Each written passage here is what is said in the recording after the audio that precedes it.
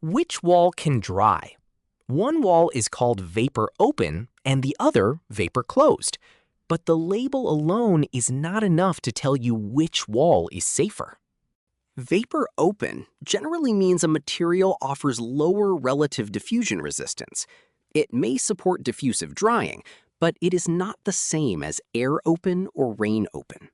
Vapor closed generally describes a layer with greater resistance to diffusion. It can limit vapor entry from one direction, but it also limits drying through that same side. A wall is a stack of layers.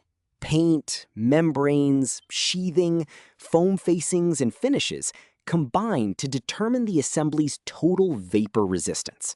Evaluate every layer. Some walls have more diffusive drying potential outward, some inward, and some have limited drying in both directions. The suitable strategy depends on the complete assembly.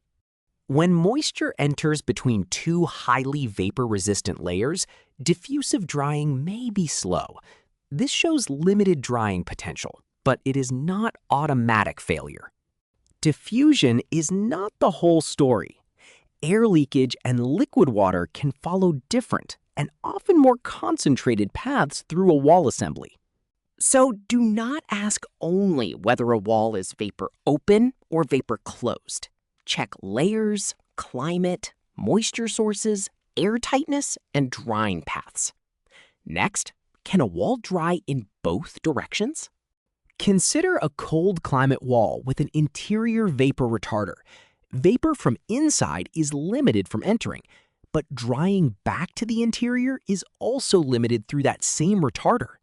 Now consider a hot, humid climate. Exterior vapor pressure is high. A vapor open interior may allow inward drying, but the total assembly still decides whether the wall stays safe. Remember the general disclaimer. Moisture performance depends on the complete assembly, product properties, climate, workmanship, and local requirements. Verify project designs with qualified professionals. To recap, vapor open and vapor closed are relative labels. Evaluate every layer, respect drying direction, avoid trapping moisture between resistant layers, and separate diffusion from air and water.